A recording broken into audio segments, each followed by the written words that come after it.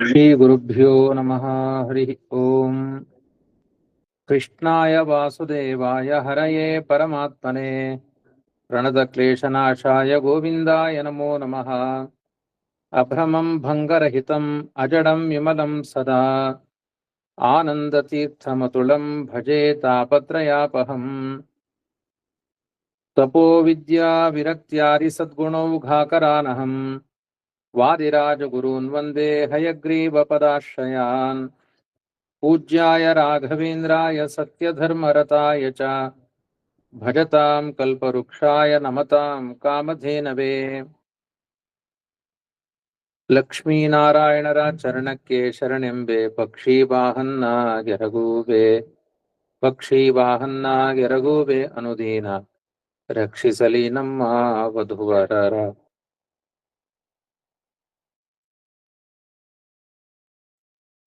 ದೇವಕಿಯ ಗರ್ಭದಲ್ಲಿ ದೇವಾನವತರಿಸಿದ ಭಾವವನ್ನು ಬಲ್ಲ ವಿವೇಕಿಗಳು ಈ ವಸುಧೆಯೊಳಗೆ ಕೃಷ್ಣಗೆ ಜನ್ಮಾವ ಆವ ಪರಿಯಲ್ಲಿ ನುಡಿವೆಯೋ. 42ನೆಯ ಪದ್ಯ. ಭಗವಂತನಲ್ಲಿ ಯಾವುದೇ ದೋಷಗಳಿಲ್ಲ ಅನ್ನುವ ವಿಚಾರವನ್ನೇ ಈ ಪದ್ಯದಲ್ಲಿಯೂ ಕೂಡ ನಿರೂಪಣೆ ಮಾಡ್ತಾ ಇದ್ದಾರೆ. ಪರಮಾತ್ಮನಿಗೆ ಗರ್ಭವಾಸ ದುಃಖ ಬಂತು ಅಂದ್ರೆ ಎಲ್ಲಾ ದುಃಖಗಳು ಬಂದ ಹಾಗೆ. ದುಃಖಗಳಿಗೆ ಮೂಲ ತಾಯಿಯ ಗರ್ಭವಾಸ. ಪರಮಾತ್ಮ ದೇವಕಿಯ ಗರ್ಭದಲ್ಲಿ ಅವತಾರ ಮಾಡಿದ ಅಂತ ಭಾಗವತದಲ್ಲಿದೆ. ಹಾಗಾಗಿ ತಾಯಿಯ ಗರ್ಭದಲ್ಲಿ ಅವತಾರ ಮಾಡಿದ ಮೇಲೆ ತಜ್ಜನ್ಯವಾದ ತಾಯಿಯ ಗರ್ಭದಲ್ಲಿ ಹುಟ್ಟಿದ ದೋಷಗಳೆಲ್ಲ ಬರಬೇಕಲ್ವಾ ಅಂತ ಒಂದು ಪ್ರಶ್ನೆ. ಅದಕ್ಕೆ ಉತ್ತರವನ್ನು ಹೇಳಲಿಕ್ಕೋಸ್ಕರ ಈ ಪದ್ಯದಲ್ಲಿ ಈ ಪದ್ಯಗಳಲ್ಲಿ 42ನೇ ಪದ್ಯದಿಂದ ಉತ್ತರಗಳನ್ನು ನೀಡ್ತಾ ಇದ್ದಾರೆ. ಭಗವಂತನಿಗೆ ಜನ್ಮ ಇಲ್ಲ ಅನ್ನುವುದಕ್ಕೆ ಹಿಂದೆ ನರಸಿಂಹ ರೂಪ ಕೂರ್ಮ ರೂಪಗಳನ್ನ ದೃಷ್ಟಾಂತವನ್ನಾಗಿ ಹೇಳಿದ್ರು. ಆದರೆ ಮೂಲ ರೂಪದಲ್ಲಿರುವ ಭಗವಂತನಿಗೆ ಜನ್ಮ ಇಲ್ಲ ಅಂತ ಹೇಳಬಹುದು. ಅವತಾರ ರೂಪದಲ್ಲಿರುವ ಭಗವಂತನಿಗೆ ಜನ್ಮ ಇರ್ಬೋದಲ್ವಾ? ಇಲ್ಲ, ಅವತಾರ ರೂಪವೇ. ನರಸಿಂಹಾವತಾರ ಕೂರ್ಮಾವತಾರ ಅನ್ನುವುದು ಅವತಾರ ರೂಪಗಳೇ. ಕೂರ್ಮನಿಗೆ ತಂದೆ ತಾಯಿ ಯಾರು? ಅವನು ಸಮುದ್ರದ ನಡುಭಾಗದಿಂದ ಎದ್ದು ಬಂದು ಮಂದರ ಪರ್ವತವನ್ನ ಎತ್ತಿ ಹಿಡಿದ ಅಂತ ಇದೆ. ಹಾಗಾಗಿ ಅವನಿಗೆ ತಂದೆ ತಾಯಿ ಉಲ್ಲೇಖ ಇಲ್ಲ. ನರಸಿಂಹನಿಗೂ ಕೂಡ ಕಂಬದಿಂದ ಉದಿಸಿದ. ಯಾರಿಗಾದ್ರೂ ಕಂಬ ತಂದೆ ಆಗುತ್ತಾ? ಕಂಬ ತಾಯಿ ಆಗುತ್ತಾ? ಹಾಗಾಗಿ ಅವನಿಗೂ ತಂದೆ ತಾಯಿಗಳ ವ್ಯವಸ್ಥೆ ಅನ್ನೋದು ಇಲ್ಲ. ಅಲ್ಲ, ಹೀಗಿರ್ಬೋದು. ಮೂಲ ರೂಪದಲ್ಲಿ ತಂದೆ ತಾಯಿಗಳು ಅನ್ನುವ ವ್ಯವಸ್ಥೆ ಇಲ್ಲ. ಅವತಾರ ರೂಪದಲ್ಲಿ ಕೆಲವು ಕಡೆ ತಂದೆ ತಾಯಿಗಳು ಅಂತ ವ್ಯವಸ್ಥೆ ಇದೆ, ಕೆಲವು ಕಡೆ ತಂದೆ ತಾಯಿಗಳು ಅಂತ ವ್ಯವಸ್ಥೆ ಇಲ್ಲ. ಉದಾಹರಣೆಗೆ ಕೂರ್ಮನಿಗೆ ಅಪ್ಪ ಅಮ್ಮ ಇಲ್ಲ, ನರಸಿಂಹನಿಗೆ ಅಪ್ಪ ಅಮ್ಮ ಇಲ್ಲ. ಆದ್ರೆ ಅದೇ ಭಗವಂತ ರಾಮಾವತಾರದಲ್ಲಿ, ಪರಶುರಾಮಾವತಾರದಲ್ಲಿ, ವಾಮನಾವತಾರದಲ್ಲಿ, ಕೃಷ್ಣಾವತಾರದಲ್ಲಿ ಇಲ್ಲೆಲ್ಲ ತಂದೆ ತಾಯಿಗಳನ್ನ ಆಶ್ರಯಿಸಿದ್ದಾನೆ. ರೇಣುಕಿ, ಜಮದಗ್ನಿ, ಪರಶುರಾಮನಿಗೆ ಅಪ್ಪ ಅಮ್ಮ, ಅದಿತಿ ಕಶ್ಯಪರು ವಾಮನನಿಗೆ ಅಪ್ಪ ಅಮ್ಮ, ದಶರಥ ಕೌಸಲ್ಯರು ರಾಮನಿಗೆ ಅಪ್ಪ ಅಮ್ಮ, ವಸುದೇವ ದೇವಕಿಯರು ಕೃಷ್ಣನಿಗೆ ಅಪ್ಪ ಅಮ್ಮ. ಹೀಗೆ ಅಪ್ಪ ಅಮ್ಮ ಅನ್ನೋ ವ್ಯವಸ್ಥೆ ಇಲ್ಲಿ ಬಂದಿದೆ ಅಲ್ವಾ? ಅಪ್ಪ ಅಮ್ಮ ಅನ್ಬೇಕಾದ್ರೆ ತಾಯಿಯ ಗರ್ಭದಲ್ಲಿ ಇವರು ಕೂಡ ಹುಟ್ಟಿರ್ಬೇಕಲ್ವಾ ಅಂತ ಒಂದು ಪ್ರಶ್ನೆ. ಅದಕ್ಕೆ ಹೇಳ್ತಾ ಇರೋದು ತುಂಬಾ ಸಣ್ಣ ವಿಷಯ ಇದು. ಅಂದ್ರೆ ನೀವು ಚಿಂತನೆ ಮಾಡ್ತಾ ಇರೋದು ಅತ್ಯಂತ ಸ್ಥೂಲವಾಗಿ ಆಲೋಚನೆ ಮಾಡಿದ್ದೀರಿ. ಸೂಕ್ಷ್ಮವಾಗಿ ಗ್ರಂಥಗಳನ್ನ ನೋಡಬೇಕು. ಅವನು ಬರೀ ಹುಟ್ಟಿದಾನೆ ಅಂತ ನೋಡಬಾರದು. ಅವನ ವ್ಯಕ್ತಿತ್ವ ಹೇಗಿದೆ ಎನ್ನುವುದನ್ನ ನೋಡ್ಬೇಕು. ಅದನ್ನ ಪಾತ್ರ ಚಿತ್ರಣ ಅಂತ ಕರೀತಾರೆ. ಸುಮ್ಮನೆ ಬಸ್ ಸ್ಟ್ಯಾಂಡ್ ಅಲ್ಲಿರುವ ಮನುಷ್ಯರನ್ನು ನೋಡುವುದಕ್ಕೂ ನಮ್ಮ ಹತ್ತಿರದಲ್ಲಿರುವ ಬಂಧು ಬಾಂಧವರು ನೋಡುವುದಕ್ಕೂ ವ್ಯತ್ಯಾಸ ಇದೆ. ಬಂಧು ಬಾಂಧವರಲ್ಲಿ ನಮ್ಮ ಗುಣಗಳೇನು ದುರ್ಗುಣಗಳೇನು ಪರಸ್ಪರ ಗೊತ್ತಿರುತ್ತೆ. ಬಸ್ ಸ್ಟ್ಯಾಂಡ್ ಅಲ್ಲಿ ಇದ್ದವರದ್ದು ಏನು ಗೊತ್ತಿರುತ್ತೆ ನಮಗೆ? ಹಾಗೆ ಸುಮ್ಮನೆ ಸ್ಥೂಲವಾಗಿ ದೇವರನ್ನ ಹೇಗೋ ನೋಡಬಾರದು. ಅದನ್ನ ಶಾಸ್ತ್ರಗಳ ಆಧಾರದಲ್ಲಿ ದೇವರ ವ್ಯಕ್ತಿತ್ವವನ್ನು ನೋಡಬೇಕು ಅಂತ ಪಾಠ ಮಾಡ್ತಾ ಇದ್ದಾರೆ ಗುರುರಾಜರು. ಮೊದಲನೆಯ ಪಾಠ 42ನೇ ಪದ್ಯದಲ್ಲಿ ದೇವಕಿಯ ಗರ್ಭದಲ್ಲಿ ದೇವನು ಅವತರಿಸಿದ ಭಾವವನ್ನು ವಿವೇಕಿಗಳು ಬಲ್ಲ ಅಂದ್ರೆ ಬಲ್ಲ ವಿವೇಕಿಗಳು ಬಲ್ಲರು ಅಂತ ಅರ್ಥ. ಬಲ್ಲ ವಿವೇಕಿಗಳು ಅಂದ್ರೆ ಜ್ಞಾನಿಗಳಾದ ವಿವೇಕಿಗಳು. ಜ್ಞಾನಿಗಳಾಗಿರ್ತಾರೆ ಕೆಲವರು, ತುಂಬಾ ಓದಿರ್ತಾರೆ, ಆದ್ರೆ ವಿಚಾರ ಮಾಡುವ ವಿವೇಕ ಇರಲ್ಲ. ವಿಮರ್ಶೆಯೂ ಇರಬೇಕು, ಸಂಶೋಧನೆಯೂ ಇರಬೇಕು, ಅಧ್ಯಯನವೂ ಇರಬೇಕು. ಬರೀ ಅಧ್ಯಯನ ಏನು ಪ್ರಯೋಜನ ಆಗಲ್ಲ, ಅದರ ಜೊತೆಗೆ ವಿಮರ್ಶೆ ಇರಬೇಕು. ಹಿಂದೆ ಮುಂದೆ ಪೂರ್ವ ಅಪರ, ಅಂದ್ರೆ ಹಿಂದೇನು ಹೇಳಿದ್ದಾರೆ ಮುಂದೇನು ಹೇಳಿದ್ದಾರೆ ಇದನ್ನೆಲ್ಲ ಅರ್ಥ ಮಾಡಿಕೊಂಡು ಜ್ಞಾನ ಸಂಪಾದನೆ ಮಾಡಬೇಕು. ವಿವೇಕದಿಂದ ಅಧ್ಯಯನ ಮಾಡಬೇಕು. ಸಮಗ್ರ ಪ್ರಕರಣದಲ್ಲಿ ಏನ್ ಹೇಳಿದ್ದಾರೆ ಅಂತ ನೋಡಬೇಕು. ಯಾವುದೋ ಒಂದು ಭಾಗ ನೋಡುವುದಲ್ಲ, ಸಮಗ್ರ ಭಾಗವನ್ನ ನೋಡ್ಬೇಕು. ಭಾಗವತ ಅಂದ್ರೆ ಸಮಗ್ರ ಭಾಗವತವನ್ನ ನೋಡ್ಬೇಕು. ಯಾವುದೋ ಒಂದು ಪಾರ್ಟ್ ನೋಡಿದ್ರೆ ಏನೋ ಅರ್ಥ ಆಗಲ್ಲ, ಅದಕ್ಕೆ ಬಲ್ಲ ಅಂತ ಹೇಳಿದ್ರು. ಚೆನ್ನಾಗಿ ತಿಳಿದವರು. ವಿವೇಕ ಅಂದ್ರೆ ವಿಮರ್ಶೆ ಮಾಡುವಂತಹ ವ್ಯಕ್ತಿತ್ವದವರು. ದೇವಕಿಯ ಗರ್ಭದಲ್ಲಿ ಭಗವಂತ ಹೇಗೆ ಅವತಾರ ಮಾಡಿದ್ದಾನೆ ಎನ್ನುವ ಅಭಿಪ್ರಾಯವನ್ನ ಚೆನ್ನಾಗಿ ತಿಳಿದಿದ್ದಾರೆ. ಹೇಗೆ ಅವತಾರ ಮಾಡಿದ, ದೇವಕಿಯ ಗರ್ಭದಲ್ಲಿ ಭಗವಂತ ಹೇಗೆ ಅವತಾರ ಮಾಡಿದ ಅಂತಂದ್ರೆ, ವಾಯುಪುರಾಣ ಹೇಳುತ್ತೆ, ದೇವಕಿಯ ಗರ್ಭದ ಒಳಗಡೆ ವಸುದೇವನ ಯಾವುದೇ ಶುಕ್ಲದ ಸಂಬಂಧ ಇಲ್ಲದೆ, ಭಗವಂತ ಶುಕ್ಲ ಶೋಣಿತಗಳ ಸಂಬಂಧ ಇಲ್ಲದೆ ವಸುದೇವ ದೇವಕಿಯ ಗರ್ಭದಲ್ಲಿ ಇದ್ದ. ವಾಯುಪುರಾಣದ ಪ್ರಕಾರ ಆಯಾ ತಿಂಗಳಿಗೆ ಅನುಗುಣವಾಗಿ ವಾಯುದೇವರು ಗಾಳಿ ತುಂಬುತ್ತಾ ಇದ್ರಂತೆ.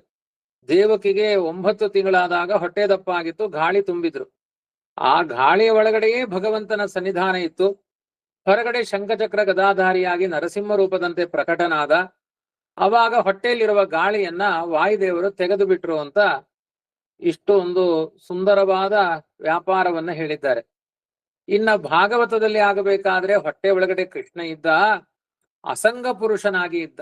ಬ್ರಹ್ಮಾದಿ ದೇವತೆಗಳೆಲ್ಲ ಹೋಗಿ ಸ್ತೋತ್ರ ಮಾಡ್ತಾರೆ.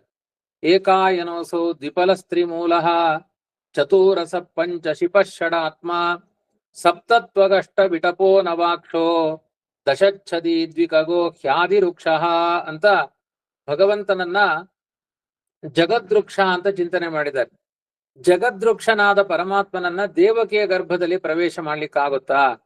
ಜಗತ್ತಿಗೆ ಅವನ ಆಸರೆಯಾಗಿ ನಿಂತ ಪರಮಾತ್ಮನನ್ನ ಯಾವುದೋ ಒಂದು ನಂದಗೋಕುಲ ಮಥುರಾ ಪಟ್ಟಣದಲ್ಲಿರುವಂತಹ ದೇವಕಿಯ ಹೊಟ್ಟೆ ಒಳಗಡೆ ಬ್ರಹ್ಮಾಂಡವೇ ಉದರವಾಗಿ ಉಳ್ಳ ಪರಮಾತ್ಮನನ್ನ ಅರ್ಧಗಿನ ಹೊಟ್ಟೆಯಲ್ಲಿ ಸೇರಿಸ್ಲಿಕ್ಕಾಗುತ್ತಾ? ಆತರ ಆಲೋಚನೆ ಪಾಂಚಭೌತಿಕ ದೇಹದಿಂದ ಆಲೋಚನೆ ಮಾಡ್ಲಿಕ್ಕಾಗುತ್ತಾ ಪರಮಾತ್ಮನಿಗೆ?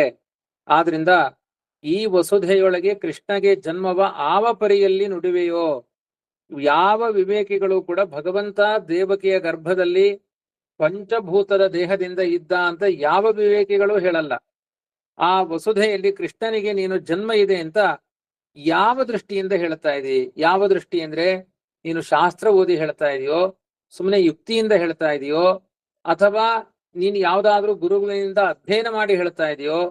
ನೀನು ಹೇಳುವುದಕ್ಕೆ ಆಧಾರ ಯಾವುದು ಅಂದ್ರೆ, ಈಗ ಯಾಕೆ ಆಧಾರ ಬೇಕ್ರಿ? ವಸುದೇವ ದೇವಕಿಯರು ಕೃಷ್ಣನನ್ನ ಹಡೆದ ತಂದೆ ತಾಯಿಗಳು, ಭಾಗವತದಲ್ಲೇ ಇದೆ ಅಲ್ವಾ ಅಂತ ಪ್ರಶ್ನೆ ಕೇಳಬೇಕು. ಅದಕ್ಕೆ ಹೇಳ್ತಾರೆ, ಭಾಗವತದಲ್ಲಿ ಕೃಷ್ಣಾವತಾರ ಅಂತ ಹೇಳಿದ್ದಾರೆ ಹೊರತು ಕೃಷ್ಣನ ಜನ್ಮ ಅಂತ ಹೇಳಿಲ್ಲ. ಕೃಷ್ಣಾವತಾರೋತ್ಸವ ಸಂಭ್ರಮೋಸ್ಪೃಶನ್ ಮುದಾ ದ್ವಿಜೇಭ್ಯೋ ಅಯುತಮಾಪ್ಲುತೋ ಗವಾಂ. ಭಗವಂತನ ಅವತಾರ ಆಗಿದ್ದೇ ಹೊರತು ಕೃಷ್ಣನ ಜನ್ಮ ಆಗಿದ್ದಲ್ಲ ಅಂತ ಅವತಾರ ಅನ್ನುವ ಶಬ್ದ. ಅವತಾರ ಅಂದ್ರೆ ಅವತರತಿ ಅಂದ್ರೆ ಇಳಿದು ಬರ್ತಾನೆ ಅಂದ್ರೇನು? ಆ ದೇವಕಿಯ ಹೊಟ್ಟೆಯನ್ನ ನೆಪ ಮಾಡಿಕೊಂಡು ಪ್ರಕಟನ ಆಗ್ತಾನೆ. ಅದನ್ನ ಆಚಾರ್ಯರು ಪ್ರಾದುರ್ಭಾವೋ ಹರೇರ್ಜನಿಹಿ, ಎಲ್ಲಿಯಾದರೂ ಬೇರೆ ಪುರಾಣಗಳಲ್ಲಿ ಭಗವಂತ ಹುಟ್ಟಿದ ಅನ್ನುವ ಶಬ್ದ ಇದ್ರೆ ಆ ಜನ್ಮ ಅನ್ನುವ ಶಬ್ದಕ್ಕೆ ಪ್ರಕಟನಾದ ಅಂತ ಅರ್ಥ ಮಾಡಿ ಹುಟ್ಟಿದ ಅಂತಾನೆ ವ್ಯಾಖ್ಯಾನ ಮಾಡಿದ್ರೆ ತುಂಬಾ ತೊಡಕುಗಳು ಉಂಟಾಗುತ್ತೆ. ಇಲ್ಲಿ ಕೇವಲ ಈ 42ನೇ ಪದ್ಯದಲ್ಲಿ ಪ್ರತಿಜ್ಞೆ ಮಾತ್ರ ಮಾಡ್ತಾ ಇದ್ದಾರೆ. ಉತ್ತರಗಳನ್ನೆಲ್ಲ 43, 44ನೇ ಪದ್ಯಗಳಲ್ಲಿ ಯುಕ್ತಿಬದ್ಧವಾಗಿ ಉತ್ತರಗಳನ್ನ ಹೇಳ್ತಾರೆ.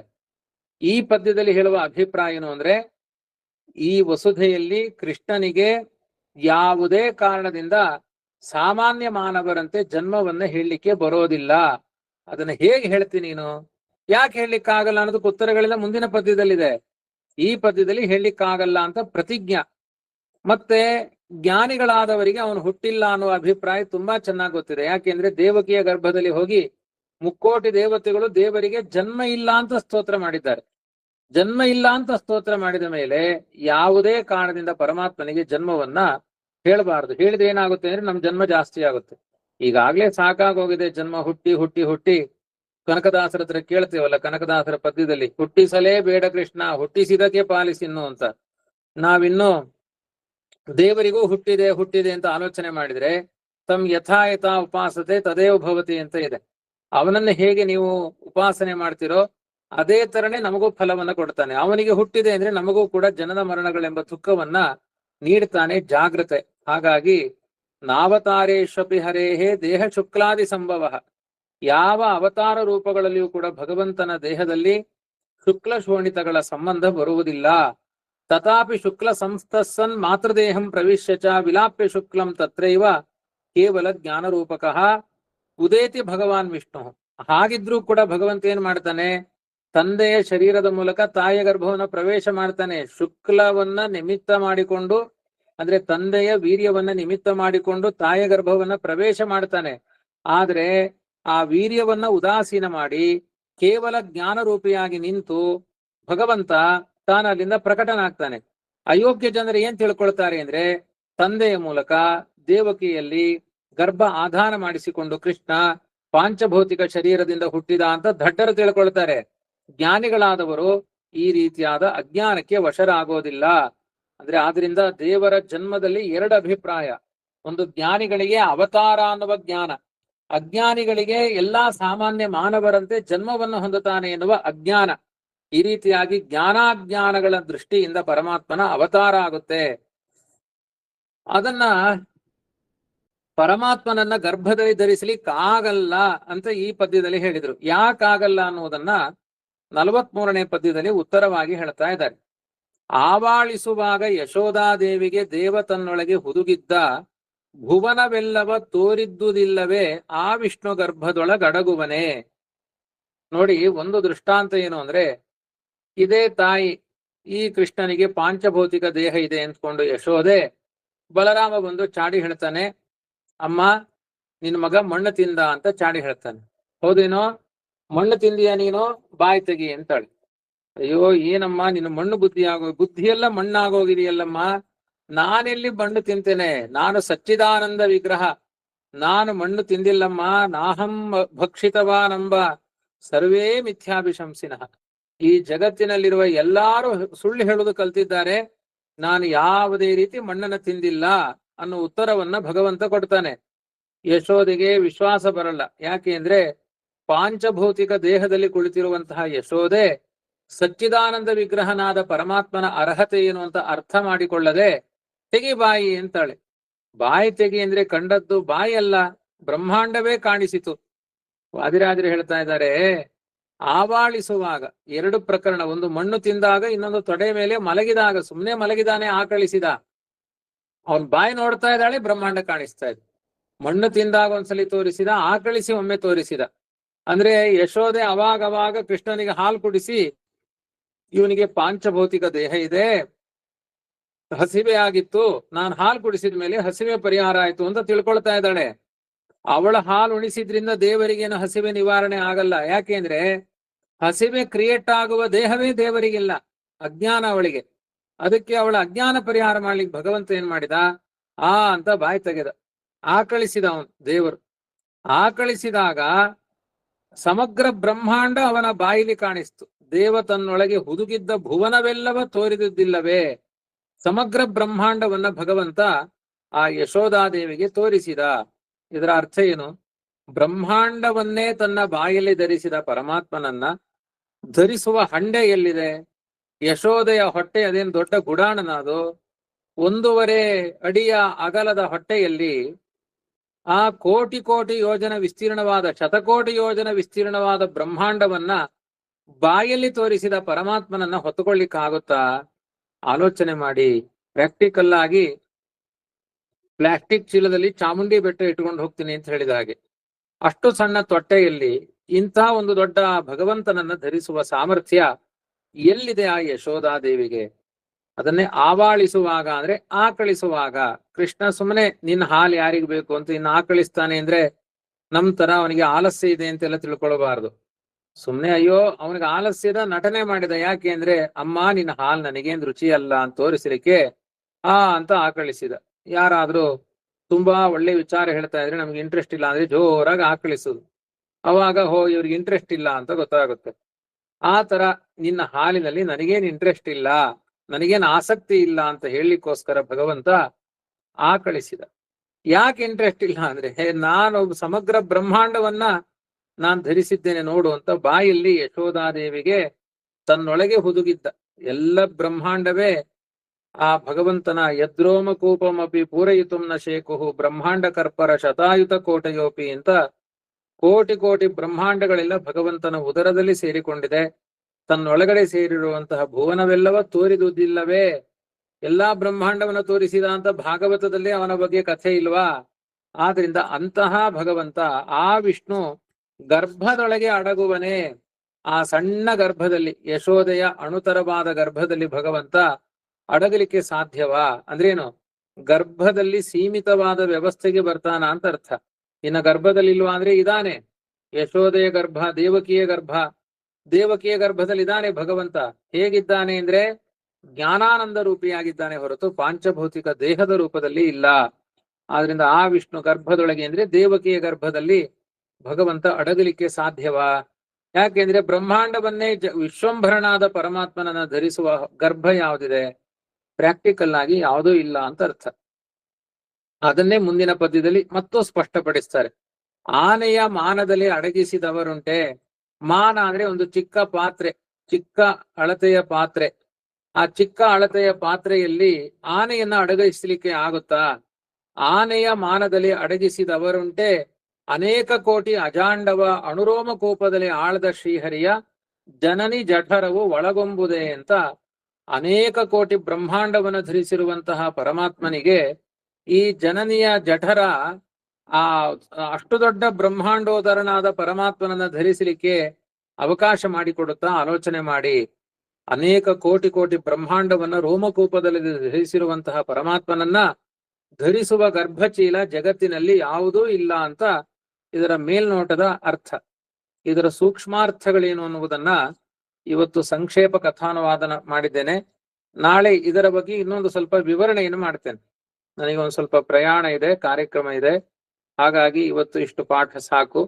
ಇದರ ವಿವರಣೆಯನ್ನ ನಾಳೆ ಮಾಡ್ತೇನೆ. ಹರಯೇ ನಮಃ. ಶ್ರೀಕೃಷ್ಣಾರ್ಪಣಮಸ್ತು.